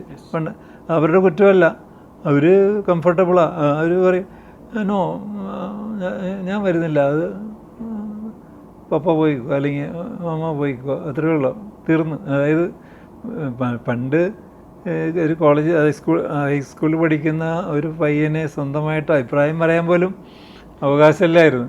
അതിന് പകരം പറയാണ്, ഇല്ല ഞാൻ വരുന്നില്ല, നിങ്ങൾ പോയിക്കോ. അങ്ങനെ അവന് വേണമെങ്കിൽ ഒറ്റയ്ക്കും ജീവിക്കാൻ പറ്റും. കാരണം ഈ മൊബൈൽ ഫോൺ കയ്യിലുണ്ട്. അപ്പോൾ അവൻ്റെ കൂട്ടുകാരൻ അവൻ്റെ കൂടെ തന്നെയുണ്ട്. അവന് ഫ്രണ്ട്സിനെ വിളിക്കാം, അല്ലെങ്കിൽ ചാറ്റ് ചെയ്യാം, അല്ലെങ്കിൽ അതൊക്കെ അങ്ങ് മാറിയില്ലേ പണ്ടത്തെ അപേക്ഷിച്ച്. അതുപോലെ ഇനി എന്തെല്ലാം മാറ്റങ്ങൾ വരാൻ കിടക്കുന്നു അല്ലേ? എങ്ങനെ ഈ ഷിപ്പുകളെയും ഏജൻസിയുടെ മാറ്റങ്ങളെയും ഒക്കെ കാണുന്നത്? അല്ല, ഓരോ കാലഘട്ടത്തിലും ആവശ്യമുള്ളതാണ് ഉരുത്തിരിഞ്ഞ് വരിക എന്നുള്ളത് ഞാൻ വിശ്വസിക്കുന്നത്. ഇപ്പം മനുഷ്യൻ്റെ ജീവിതം പോലും ഇവോൾവ് ചെയ്ത് വന്നതാണെന്ന് ഇപ്പം നമ്മൾ ഈ ഹിസ്റ്ററി, അതുപോലെ തന്നെ ആന്ത്രപ്പോളജി, അതുപോലെ സയൻസ് ഒക്കെ പഠിക്കുമ്പോൾ എവല്യൂഷൻ, അത് ഇപ്പോൾ അത് വിശ്വസിച്ചാലും വിശ്വസിച്ചില്ലെങ്കിലും നമ്മളൊരു 300-400 കൊല്ലം മുമ്പത്തെ മനുഷ്യരും ഇന്നത്തേതുമായിട്ട് ഒത്തിരി മാറ്റം വന്നിട്ടുണ്ട്. ഇപ്പം ഒന്നും വേണ്ട, ഒരു 150 കൊല്ലം മുമ്പത്തെ മനുഷ്യരുടെ മലയാളികളുടെ വരെ ഫോട്ടോ എടുത്ത് വെച്ചിട്ടുണ്ട്. ആ ഫോട്ടോ ഒന്ന് നിരീക്ഷിച്ച് നോക്കിയേ. ഇന്നത്തെ ഒരു ഗ്ലാമറോ ഗ്രേസോ ഒന്നും അന്നത്തെ മനുഷ്യർക്കില്ല അല്ലേ? പൊട്ടിയ കവളും ഏത് സമ്പന്നനും ആയിക്കോട്ടെ, ഇന്നത്തെ മനുഷ്യർക്കുള്ള ആ ലെവലിലേക്ക് വന്നിട്ടില്ല. മനസ്സിലായി? ഡ്രസ്സിംഗ് ആയാലും അല്ല, എല്ലാ കാര്യത്തിലും ഫിസിക്ക് തന്നെ വ്യത്യാസമുണ്ട്. അപ്പോൾ ഈ ഇവല്യൂഷൻ എന്ന് പറയുന്നത് പലരും ധരിച്ചിരിക്കുന്ന, ചിലർ ചോദിക്കും ഈ കുരങ്ങിൽ നിന്ന് മനുഷ്യനുണ്ടായി. അങ്ങനെയല്ല, നമ്മൾ രണ്ടുപേരും ഒരേ പശ്ചാത്തലത്തിൽ നിന്ന് വന്നു എന്ന് അതിന്റെ അർത്ഥം. ഇത് തെറ്റിദ്ധരിച്ചിട്ടാണ് കുറെ കാലം ജീവിച്ച കുരങ്ങ് കുറച്ച് കഴിയുമ്പോൾ മനുഷ്യനായി മാറി എന്നാണ് പലരും തെറ്റിദ്ധരിച്ചിരിക്കുന്നത്. അത് ഇത് പഠിക്കാത്തതുകൊണ്ട് സംഭവിക്കുന്നത്. അതല്ല, ഇതിന്റെ രണ്ടിന്റെയും പശ്ചാത്തലം ഒന്നാണെന്നും അവിടെ നിന്ന് മനുഷ്യനിങ്ങനെ നിവർന്നു നിൽക്കുന്ന ഒരു ജീവിയായി, പിന്നെ നടക്കുന്ന ജീവിയായി, വാലില്ലാത്ത ജീവിയായി ഇങ്ങനെ ഇവോൾവ് ചെയ്ത് വരികയായത് മനുഷ്യൻ്റെ ഒരു വർഗം. അപ്പം ഇവിടെയൊക്കെ മനുഷ്യൻ അവനനുയോജ്യമായ ഒരു ആവാസ വ്യവസ്ഥ ഉണ്ടാക്കിയിട്ടാണ് ജീവിച്ചത് അല്ലേ? ഒരു 200 കൊല്ലം മുമ്പ് മനുഷ്യൻ ജീവിച്ച പോലെയല്ല പിന്നീട് നമ്മുടെയൊക്കെ ഇപ്പോൾ സാറിൻ്റെയൊക്കെ ബാല്യകാലത്ത് ജീവിച്ചത്. അതിൽ നിന്ന് ഞാൻ വന്നപ്പോഴത്തേക്ക് എൻ്റെ മാറി. അപ്പം അങ്ങനെ ഇത് മാറിക്കൊണ്ടിരിക്കും. ഈ മാറുന്നത് എപ്പോഴും അവനനുയോജ്യമായ ഏറ്റവും നല്ല പരിസ്ഥിതി അവൻ സൃഷ്ടിക്കുകയാണ് ചെയ്യുന്നത്. അത് നല്ലതോ ചീത്തയോ എന്ന് മുൻ തലമുറയ്ക്ക് ജഡ്ജ് ചെയ്യാൻ അവകാശമില്ല. വേണമെങ്കിൽ അടുത്ത തലമുറയ്ക്ക് ഇവരെ ജഡ്ജ് ചെയ്യാം. പിടികിട്ടിയോ? നിങ്ങളെ ജഡ്ജ് ചെയ്യേണ്ടത് നിങ്ങളുടെ മുൻ തലമുറയല്ല. നമുക്ക് അടുത്ത തലമുറയെ ജഡ്ജ് ചെയ്യാൻ ഉള്ള വിവരം ഇല്ല എന്ന് നമ്മളങ്ങ് മനസ്സിലാക്കണം ആദ്യമായിട്ട്. ലോജിക്കലി അത് ശരിയാണ് അല്ലേ? ഇപ്പം എനിക്ക് എൻ്റെ കാരണവന്മാർ ചെയ്തത് ശരിയോ തെറ്റോ എന്ന് വേണേൽ പറയാം. പക്ഷെ അവർക്ക് ഞാൻ ചെയ്തത് ശരിയോ തെറ്റോ എന്ന് പറയാൻ പറ്റില്ല. കാരണം എന്ന് വെച്ച് കഴിഞ്ഞാൽ സാഹചര്യം മാറിയിട്ടുണ്ട്. എൻ്റെ ബന്ധങ്ങൾ, എൻ്റെ അറിവ് അല്ല അവർക്കുള്ളതെന്ന്. എൻ്റെ മക്കൾക്ക് എനിക്കുള്ള അറിവല്ല ഉള്ളത്. അവർ വേറൊരു തലത്തിലാണ് ജീവിക്കുന്നത്. അവർക്ക് കിട്ടിയ ടെക്നോളജി, എഡ്യൂക്കേഷൻ, അവരുടെ ആംബിയൻസ്, അവരുടെ സൗഹൃദങ്ങൾ, അവർ കാണുന്ന ലോകം വേറെയാണ്. മുമ്പോട്ട് നോക്കി നമ്മൾ ചരിത്രത്തെ ജഡ്ജ് ചെയ്യരുത്. ചരിത്രം എപ്പോഴും പുറകോട്ട് നോക്കിയിട്ട് ജഡ്ജ് ചെയ്യേണ്ട ഒരു സാധനം. അത് മനുഷ്യബന്ധങ്ങളിലും ആ ഒരു മാറ്റം വന്നു കഴിഞ്ഞിട്ടുണ്ട്. അത് ഓൾറെഡി ആയി കഴിഞ്ഞിട്ടുണ്ട്. ഇപ്പോൾ ഈ ഏജൻസികളുമായി ചേർത്ത് വയ്ക്കാവുന്ന മറ്റൊരു പ്രധാനപ്പെട്ട ഒരു ഇവൻ്റ് ആയിരുന്നു CJP പ്രൊട്ടസ്റ്റ്. ഒരു കേന്ദ്രമന്ത്രി രാജിവെക്കുന്ന ഒരു സാഹചര്യത്തിലേക്ക് വരെ ഇവിടുത്തെ യുവാക്കളുടെ, സ്റ്റുഡൻസിൻ്റെ ഒരു പ്രൊട്ടസ്റ്റിന് എത്തിക്കാൻ സാധിച്ചു എന്നുള്ളതാണ്. ആ ഒരു പ്രൊട്ടസ്റ്റ് എന്താണ് ശരിക്കും സൂചിപ്പിക്കുന്നത്? ഒരുപക്ഷെ എത്രയോ രാഷ്ട്രീയ പാർട്ടികൾക്ക് ഒരുമിച്ച് ചെയ്യാൻ പറ്റാത്തത് ജെൻസി യൂത്ത്, പഠിക്കുന്ന കുട്ടികൾ, അവരുടെ ഒരു കൂട്ടായ്മയ്ക്ക് ചെയ്യാൻ പറ്റി. ഇത് ആശാവഹമായിരുന്നു ആ സമരം. എന്താ അതിനെ ഇപ്പം നിരീക്ഷിക്കുന്നത് നിങ്ങൾക്ക് മനസ്സിലാവുന്നത്?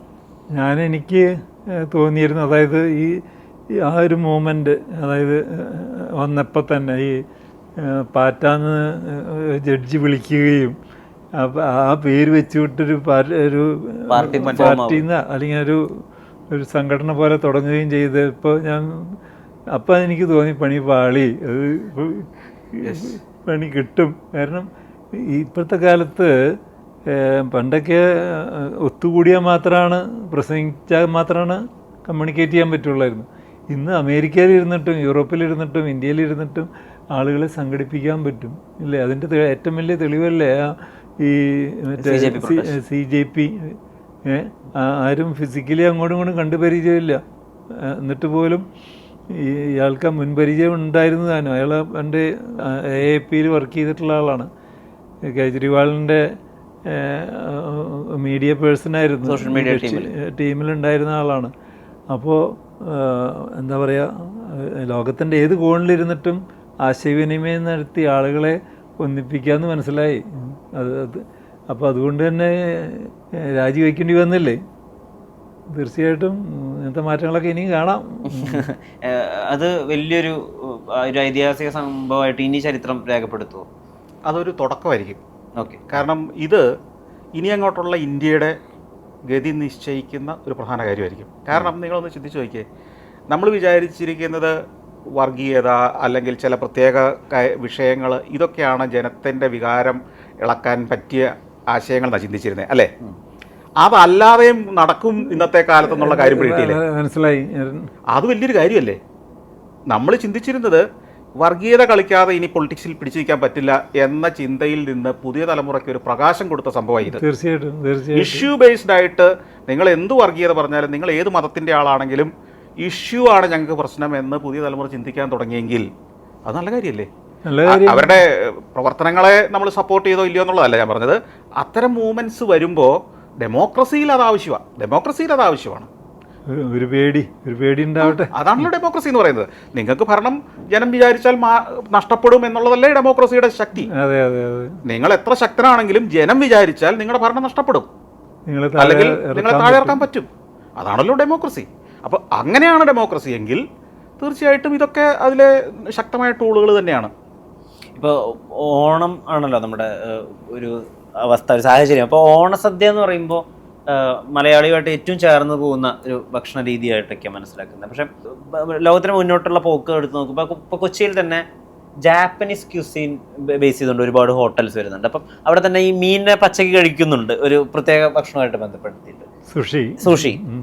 ഇനി അങ്ങോട്ടേക്ക് ഉള്ള ഓണസദ്യയിൽ ചിലപ്പോൾ 2050 ഓണസദ്യയിൽ നമ്മൾ ചോറിൻ്റെ കൂടെ പാറ്റ വറുത്തതിനെയോ അല്ലെങ്കിൽ പുൽച്ചാടി വറുത്തതിനെയോ ഒക്കെ കഴിക്കുന്ന ഒരവസ്ഥയിലേക്ക് ഇപ്പോൾ നോക്കുമ്പോൾ ടോട്ടൽ പോപ്പുലേഷനിൽ 1/4 ആളുകൾ പ്രാണികളെ കഴിക്കുന്നുണ്ട്. അതൊരു യാഥാർത്ഥ്യമാണ്. ഇനി അങ്ങോട്ടേക്ക് മലയാളിയുടെ ശീലത്തിലും പ്രാണികൾ കടന്നു വരും, ഭക്ഷണശീലത്തിൽ. ഞാൻ ചിന്തിക്കുന്നത് ഓണത്തിന് മാത്രമായിരിക്കും ഇത് കഴിക്കാത്തത്. ഓണത്തിൻ്റെ അന്ന് നമുക്ക് ഇന്ന് ആചാരപരമായി ഇലയിട്ട് ചോറും സാമ്പാറും മാത്രം കഴിക്കാൻ തീരുമാനിക്കും. ബാക്കി 365 ദിവസവും പ്രാണിയെയും ഈ പറഞ്ഞ പച്ചക്കുള്ള ഇറച്ചിയും ഒക്കെ കഴിക്കുന്നവരായി നമ്മൾ ക്രമേണ മാറാം. കാരണം എല്ലാത്തരം ഫുഡും നമ്മളെ സ്വാധീനിക്കും. ഈവൻ ഓണത്തിന് പോലും സദ്യയുടെ കൂട്ടത്തിൽ ചിക്കൻ റോസ്റ്റ് വിളമ്പിയ സദ്യ ഞാൻ ഉണ്ടിട്ടുണ്ട്.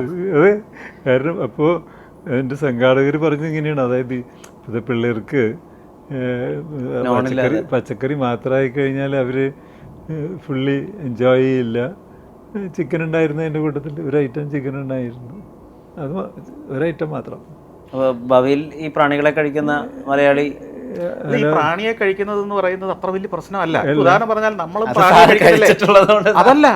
ഞാനൊരു കാര്യം ചോദിക്കട്ടെ, ഈ വിട്ടിലെന്ന് പറഞ്ഞ സാധനം, പുൽച്ചാടി എന്ന് പറഞ്ഞ സാധനം, അത് വറുത്ത് നിങ്ങൾക്ക് കഴിക്കാൻ അറപ്പാണെങ്കിൽ നിങ്ങൾ കൊഞ്ചിനെ എങ്ങനെയാണ് കഴിക്കുന്നത് വറുത്തിട്ട്? ശരി, ഇത് തമ്മിൽ വ്യത്യാസം.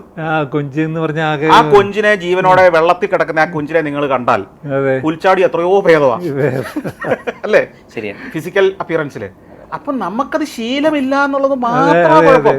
നിങ്ങൾ 10 ദിവസം പുൽച്ചാടി കഴിച്ചാൽ പിന്നെ നിങ്ങൾ പുൽച്ചാടി ഫാനായി. നിങ്ങളുടെ വീട്ടിൽ അതായിരിക്കും പിന്നെ എന്നും. മനസ്സിലായില്ലേ? പുൽച്ചാടി എന്ന് മാത്രമല്ല, ഇങ്ങനെ എല്ലാ സാധനവും അങ്ങനെ തന്നെയാണ്. ഏതെങ്കിലും വലിയൊരു ജനസമൂഹം മുഴുവൻ ഇത് കഴിക്കുന്നുണ്ടെങ്കിൽ അതിൻ്റെ അർത്ഥം അതിനെന്തോ നന്മയുണ്ടെന്നോ എന്തോ ഗുണമുണ്ടെന്നാണ്. അവരത് പരിചയിച്ചു മാത്രമല്ല, ഒരു പ്രോട്ടീൻ്റെ പ്രധാന കേന്ദ്രമാണ് ഈ പറഞ്ഞ പുൽച്ചാടി. ഏറ്റവും ഈസി ആയിട്ട് കിട്ടുന്ന ഏറ്റവും ബെസ്റ്റ് പ്രോട്ടീനാണെന്നാണ് പറയുന്നത്. ഈ ചൈനക്കാരെ ശ്രദ്ധിച്ചിട്ടില്ലേ? അവരുടെ ഫിസിക്ക് എന്താ? കുടവയറും ചാടി പ്ലുന്തൻ ശരീരമായിട്ട് നടക്കുന്ന ഒരു ചൈനക്കാർ, ഈയിടെ ഞാൻ ചൈനയിലുണ്ടായിരുന്നു, അത്ഭുതപ്പെട്ടു പോവുകയാണ്. എല്ലാം നല്ല സ്ലിം ബ്യൂട്ടികളാണ്, എല്ലാം നല്ല പെർഫെക്റ്റ് ബോഡി. ഒരു ഒരു ഒരു നൂറ്റാണ്ട് മുമ്പ് കാണുന്ന ചൈനക്കാരെ പോലും അല്ല ഇപ്പോഴും. ഭയങ്കര ബ്യൂട്ടിഫുൾ മനുഷ്യരാണ് അവിടെ. നമ്മളൊരു തെരുവിലേക്ക് മലയാളികൾ ഒത്തുകൂടി നടന്നു നോക്കിയേ. ഇപ്പോൾ സാറിനെ പോലെ സ്ലിം ആളുകൾ അപൂർവമായിട്ടുണ്ടെന്നുള്ളതല്ലാതെ ഭൂരിപക്ഷം പേര്, നിങ്ങൾ ജെൻസി ഒക്കെ പുതിയ തലമുറയൊക്കെ കുറച്ചുകൂടെ ഹെൽത്ത് വർക്കൗട്ട് ചെയ്യുന്നുണ്ട്. ഒരു 40 വയസ്സ് കഴിഞ്ഞ മിക്കവാറും മലയാളി പുരുഷന്മാർ കുടവേറും ചാടി നടക്കുന്നവർ തന്നെയാണ്. ഏറ്റവും ഒബീസായ ആളുകളുള്ളത് ഇന്ത്യയിലാണ്. അത് സൗത്ത് ഇന്ത്യ ഏറ്റവും കൂടുതലാണ്. തമിഴന്മാരും മാറ്റം വന്നിട്ടുണ്ട് കേട്ടോ. നേരത്തെ പറഞ്ഞ മാതിരി ഇപ്പോഴത്തെ പുതിയ ജനറേഷൻ വർക്കൗട്ട് പ്രോട്ടീൻ കണ്ടന്റ് ആയിട്ടുള്ളത് ആഹാരം കൂടുതൽ കഴിക്കുന്നു. എത്ര ഫിറ്റ്നസ് സെന്ററുകളാണ് ഈ എറണാകുളത്ത് തന്നെ, എത്ര ഫിറ്റ്നസ് സെന്ററുകളാണ് വന്നിരിക്കുന്നത്. അപ്പോൾ ഈ ഭക്ഷണത്തിന്റെ കാര്യം പറയുമ്പോഴേ, ഇപ്പോൾ മലയാളിയുടെ ഒരു ഒത്തുകൂടണമെങ്കിൽ, മലയാളിക്ക് ഇന്ന് കുറച്ച് പേർക്ക് ഒത്തുകൂടണമെങ്കിൽ 4 സുഹൃത്തുക്കൾ ഒത്തുകൂടുന്നതിൻ്റെ ഒരു കാരണം മന്തി ഷെയർ ഇട്ട് കഴിക്കാം. ഒരു ഫുൾ അൽഫാം മന്തി മേടിക്കുന്നു, അപ്പോൾ 4 പേർ ഒരുമിച്ച് കൂടുന്ന ഒരു സാഹചര്യമായി. അല്ലെങ്കിൽ ഷവർമയാണ് ഇന്ന്, അതിപ്പോഴും ഉണ്ട്, ഷവർമയാണ് ഗോ ടു സ്നാക്ക് കുട്ടികളിലേക്ക്. അപ്പം നമ്മുടെ ഭക്ഷണശീലങ്ങളിലെ മാറ്റം അത് ലൈഫ് സ്റ്റൈൽ ഡിസീസ് ഉണ്ടാക്കുന്നു എന്ന് ഡോക്ടേഴ്സൊക്കെ പറയുന്നുണ്ട്. ഇതെന്താ സൂചിപ്പിക്കുന്നത്? ഇനി ഇത് കൂടാനാണോ സാധ്യത? അതോ ഇപ്പോൾ പല നാടുകളും അവരുടെ ഒറിജിനൽ ആയിട്ടുള്ള അവരുടെ ഇൻഡിജിനിയസ് ഫുഡ്സിനെ കുറച്ചുകൂടി പ്രൊമോട്ട് ചെയ്യുന്ന രീതിയിൽ മാറുന്ന അവസ്ഥകളുണ്ട്. ഇപ്പോൾ ചൈനയിലൊക്കെ ഇപ്പോഴും, ജപ്പാനിലൊക്കെ അവരുടെ ഫുഡ് തന്നെയാണ് അവർക്ക് പ്രധാനം. ആ രീതിയിലേക്ക് മാറും. നമ്മൾ കപ്പ പൊട്ടിച്ചതിലേക്കും മീൻകറിയിലേക്കൊക്കെ മാറുന്ന അവസ്ഥയായിരിക്കും ഉണ്ടാവുക. അല്ല, ഇതിലെല്ലാം അടിസ്ഥാനം എന്ന് പറയുന്നത് ടേസ്റ്റ് അല്ലേ? അല്ലേ? ടേസ്റ്റിനെ അല്ലാതെ ആരെങ്കിലും എന്തെങ്കിലും പറഞ്ഞത് കൊണ്ടോ പൈതൃകം ഓർത്തിട്ടോ ഒന്നുമല്ല നമ്മളിതൊന്നും കഴിക്കുന്നത്. നമ്മളുടെ ടേസ്റ്റ് ബഡുകളെ, നമ്മുടെ ജനിതകമായ ആഗ്രഹങ്ങളുണ്ട്, അല്ലെങ്കിൽ ബാല്യകാലം മുതൽ നമ്മൾ ഫീഡ് ചെയ്ത ചില രുചികളുണ്ട്. ഇപ്പം നമ്മുടെ കുട്ടികൾക്ക് ചോറും മീൻകറി ഇഷ്ടമാകുന്നതിൻ്റെ കാരണം അവർ കേരളത്തിൽ ജനിച്ചു, ഇവിടുത്തെ ഭക്ഷണം ശീലിച്ചോണ്ടല്ലേ. ഇവർ ചൈനയിലാണ് ജനിച്ചിരുന്നെങ്കിൽ അവർക്ക് അത് ചൈനീസ് ഫുഡ് ഇഷ്ടം ഉണ്ടാവുള്ളായിരുന്നു, അറബി നാട്ടിലായിരുന്നെങ്കിൽ അതേ ഇഷ്ടം ഉണ്ടാവുള്ളായിരുന്നു. നമ്മുടെ ശീലങ്ങളാണ്. ഇപ്പോൾ പലരും കേരളത്തിൽ മാത്രം ജീവിച്ച ആളുകൾ പലരും ചിന്തിക്കാറുണ്ട്, പലരും എൻ്റെ അടുത്തും ചോദിക്കാറുണ്ട്, ഇത്രയും നല്ല ഫുഡ് വേറെ എവിടെയെങ്കിലും ഉണ്ടോ? അതായത് നല്ല ചോറും സാമ്പാറും അച്ചാറും അതല്ലേ ഉള്ളൂ. ഏത് രാജ്യത്തുകാരുടെ ഫുഡും അവരെ സംബന്ധിച്ചിടത്തോളം ഇതിനേക്കാൾ മഹത്തരവും ഏറ്റവും ഇഷ്ടപ്പെട്ടതുമാണ്. ഇപ്പം ഡെയിലി ബർഗർ മാത്രം കഴിക്കുന്നവന് അതല്ലാതെ വേറെ എന്തെങ്കിലും കിട്ടിയാൽ കഴിക്കില്ല. എത്രയോ കോടിക്കണക്കിന് ആളുകളാണ് അത് മാത്രം കഴിച്ച് ജീവിക്കുന്നത്, അല്ലെങ്കിൽ അത്തരം ഫുഡിൽ ഇഷ്ടപ്പെടുന്ന ആളുകൾ. അവർക്ക് ഏറ്റവും ടേസ്റ്റി അതാണ്. ഓരോന്നും ശീലമാണ് അല്ലേ. ഈ ശീലം മാറാൻ അധികം സമയമൊന്നും വേണ്ട, ഒരു ജനറേഷൻ അങ്ങ് മാറിയാൽ മതി. സിനിമയുടെ തന്നെ ശീലം മാറിയില്ലേ? ഒറ്റപ്പാലത്തുനിന്ന് സിനിമയിലേക്ക് ഇറങ്ങിയില്ലേ? കൊച്ചിയിലേക്കും കാസർഗോഡേക്കും ലൊക്കേഷൻ ഏതാണെന്ന് പോലും വേണ്ട. പണ്ടതല്ല, നാലുകെട്ട് വേണം, തുളസിക്കതിര് ചൂടിയ പെൺകുട്ടി വേണം, പാവാടയും ബ്ലൗസും വേണം, ഇല്ലേ? ഒരു 20 കൊല്ലം ഒറ്റപ്പാലവും പരിസരവും കേരളീയ, അല്ല 20 അല്ലല്ലോ, 10-30 കൊല്ലത്തോളം അങ്ങനെ കൂടി. ഇപ്പൊ അങ്ങനെ ഒരു ലൊക്കേഷൻ പോലും ഇല്ലല്ലോ. ചില സിനിമ ഒരു വീട്ടിനകത്ത് മാത്രം വെച്ചിട്ട്, അല്ലെങ്കിൽ അല്ലേ, എവിടെയും നല്ല കഥ. ഇപ്പം ജനറേഷൻ മാറുമ്പോൾ എല്ലാത്തരം ടേസ്റ്റുകളും മാറുമെന്നാണ് ഞാൻ മനസ്സിലാക്കുന്നത്. അങ്ങനെ ഭക്ഷണശീലങ്ങളിലെ മാറ്റം ശ്രദ്ധിക്കാറുണ്ടോ? ഇപ്പോൾ കുട്ടികൾ കഴിക്കുന്നത് മൊത്തം തീർച്ചയായിട്ടും. കാരണം ഇപ്പം നമ്മുടെയൊക്കെ ഗ്രാൻഡ് ചിൽഡ്രൻ അവർക്ക് ഈ കുടംപുളി വിട്ട എന്താ പറയാ, കുടംപുളി വിട്ട മീൻകറി ഒന്നും അവർക്ക് ഇഷ്ടമില്ല. എന്ത് ചെയ്യാൻ പറ്റും? അവർ കുറ്റം പറഞ്ഞിട്ട് കാര്യമില്ല. ഇനി വണ്ടർലായിൽ തന്നെ ഫുഡ് സെർവ് ചെയ്യുന്നിടത്ത് എന്താ അവിടുത്തെ ട്രെൻഡ് എന്ന് സാറിന് അറിയാമല്ലോ. അതെ. അപ്പോൾ കാലത്തിനനുസരിച്ച് നമ്മൾ കോലം മാറുക എന്നൊക്കെ പറയില്ല, അതേമാതിരി മാറിക്കൊണ്ടിരിക്കും. അത് ഒരു കുറ്റമല്ല, അത് സംഭവിക്കും. നമ്മൾ നേരത്തെ പറഞ്ഞ മാതിരി നമ്മുടെ ഈ ഗൾഫ് ഇൻഫ്ലുവൻസ് അല്ല ഈ കുഴിമന്തി അല്ലെങ്കിൽ മറ്റേ അൽഫാം അല്ലെങ്കിൽ ഷവർമ, അതൊക്കെ ഗൾഫ് ഇൻഫ്ലുവൻസിൽ കൂടെ വന്നതല്ലേ ഇവിടെ. തീർച്ചയായിട്ടും. ഇപ്പൊ ക്ഷമ, അത് ഇപ്പൊ ഈ മൊബൈൽ യൂസ് കൊണ്ട് എത്രമാത്രം കുറഞ്ഞിട്ടുണ്ട്, അല്ലെങ്കിൽ അത് മനുഷ്യന്റെ സ്വഭാവത്തിൽ മാറ്റം വരുത്തിയിട്ടുണ്ടോ എന്നറിയാൻ താല്പര്യമുണ്ട്. ഇപ്പോൾ ഒരു കടയിൽ പോകുന്നത് കുറഞ്ഞു, ഈ സെപ്റ്റോ ബ്ലിങ്കിറ്റ് പോലത്തെ ആപ്പുകളൊക്കെ വന്നപ്പോൾ എല്ലാം വീട്ടിലേക്ക് വരും. ഭക്ഷണവും ഇതുപോലെ തന്നെ വീട്ടിലേക്ക് വരും. ബാങ്കിങ് എല്ലാം തന്നെ മൊബൈലിലേക്ക് ചുരുങ്ങി കഴിഞ്ഞിരിക്കുന്നു. ഡ്രസ്സ് എടുക്കുന്നതെല്ലാം മൊബൈലിലേക്ക് ചുരുങ്ങി കഴിഞ്ഞിരിക്കുന്നു. ചെരുപ്പുകളുടെയൊക്കെ വിൽപ്പന 50% കുറഞ്ഞു എന്നാണ് പല ഓണേഴ്സും പറയുന്നത്. കടകളിൽ നിന്നുള്ള വിൽപ്പന. ഇത് പലപ്പോഴും ആളുകളുടെ സ്വഭാവത്തിൽ മാറ്റം വരുത്തുന്നുണ്ട്. ഇപ്പോൾ അറ്റൻഷൻ സ്പാൻ 1 സെക്കൻഡിലേക്ക് 2 സെക്കൻഡിലേക്ക് കുറഞ്ഞു. അപ്പോൾ ഈ മാൻ ടു മാൻ കണക്ഷൻ അല്ലെങ്കിൽ വെയിറ്റ് ചെയ്യാൻ പറ്റാത്തൊരവസ്ഥയും ആളുകളുടെ സ്വഭാവം, ആളുകളുടെ മൊത്തത്തിലുള്ള ആളുകളോടുള്ള പെരുമാറ്റം, ഇടപെടലുകൾ ഇത് മാറ്റുന്നുണ്ടോ? തീർച്ചയായിട്ടും മാറ്റുന്നുണ്ട്. ജെൻസിയുടെ അല്ല, എൻ്റെ പോലും സ്വഭാവം മാറിയത് ഞാൻ മനസ്സിലാക്കുന്നുണ്ട്. കാരണം ക്ഷമ ഇപ്പോൾ എനിക്ക് തീരെയില്ല. അതായത് ടക്കുന്ന് കിട്ടണം സാധനങ്ങൾ ഏതും. ഇപ്പോൾ ഇൻ്റർനെറ്റിൽ നമ്മൾ നോക്കുമ്പോൾ അതിനകത്ത് വട്ടം കറങ്ങുന്ന ഒരു കാര്യം സങ്കല്പിക്കാൻ പറ്റുമോ? ഇപ്പൊ 5G മറ്റതൊക്കെ ഇപ്പൊ പണ്ട് എത്ര നേരം കാത്തിരിക്കണം. ഇപ്പൊ നമ്മളൊരു ഡിപ്പാർട്ട്മെന്റിലേക്ക് ഒരു കാര്യത്തിന് പെട്ടെന്ന് വിളിച്ച് ഇന്നയാളോടൊന്ന് വരാൻ പറയൂ, എൻ്റെ മാനേജറോടൊന്ന് വരാൻ പറയൂ എന്ന് പറഞ്ഞാൽ ഞാൻ പ്രതീക്ഷിക്കുന്ന അടുത്ത സെക്കൻഡ് മാർക്കിൽ എത്തുന്നതാണ്. മീൻസ് അത്ര പോലും നമുക്ക് കാത്തിരിക്കാൻ ക്ഷമയില്ല. 1 മിനിറ്റ് വൈകിയാൽ ഞാൻ വീണ്ടും വിളിക്കും, എന്തായി വന്നില്ലല്ലോ, അയാളെ വിളിച്ചിട്ട് കിട്ടിയില്ലല്ലോ, അല്ലെങ്കിൽ ഒരാളെ കണക്ട് ചെയ്യുന്നത്, അല്ലെങ്കിൽ ഒരാൾക്കൊരു മെയിൽ അയച്ചാൽ അതിന് റിപ്ലൈ കിട്ടാൻ, അല്ലേ? പണ്ടൊക്കെ എന്ന് പറഞ്ഞാൽ നമുക്ക് ഒരു കത്തയച്ചാൽ ഒരാഴ്ച 2 ആഴ്ച കഴിഞ്ഞ് മറുപടി വരികയുള്ളൂ.